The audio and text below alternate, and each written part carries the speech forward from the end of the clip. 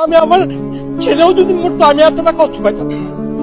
আমার দুই ছেলেও যদি এক ছেলেও মারা যেত আমি এত কষ্ট পাইতাম না। যে মানে তার শত্রুর সাথে ইনসাফ করতে চাইছিল এরকম মানুষকে আসলে গুলি করা যায়?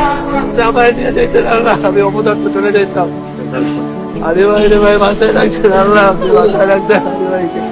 আমি জানি না বাংলাদেশে আর কোনোদিন কতদিন পরে এরকম একজন ওসমান হাদি আসবে যে আমার কেউ না, কিন্তু তার জন্য আমার বুক ভেঙে যাইতেছে, আমার চোখ দিয়ে পানি পড়তেছে। তো আমাদের আসলে হাদি তৈরি করা উচিত, এই জন্য আমাদের হচ্ছে ইনসাফ কায়েমের পথে হাঁটা উচিত। ওসমান ভাই বলতেছিল যে হাসনাতকে নিয়ে আমার খুব দুশ্চিন্তা হয়, আল্লাহ না করে বলে কখন কি করে ফেলে।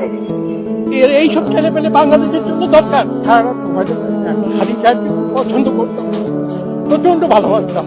এরকম হাদি ভবিষ্যতে আর পাওয়া যাবে না। উনি চাইলে এই বিচারটা ওই পরকালে বসে দেখতে পারে। জোর করে ভালোবাসা আদায় করা যায় না, জোর করে আমার বাপদের মনে আমি জায়গা করতে পারবো না। আমি এখানে নিজের খরচে এসেছি খুলনা থেকে। অনেক লক্ষ লক্ষ লোক আজকে বাংলাদেশের 64 জেলা থেকে এসেছেন, কাউকে কিন্তু 5 টাকা দিয়ে আনা যায় নাই। হাদি ভাইয়ের জন্যই দাঁড়ায় আছি, কিন্তু হাদি ভাই নাই। উনি তো একজন শহীদ, শহীদকে কেউ কখনো মুছতে পারবে না। ইতিহাসের পাতায় শতাব্দীর পর শতাব্দী উনি অমলিন হয়ে থাকবে। এই দেশে ভালো মানুষ বেশি দিন বাঁচে না কেন?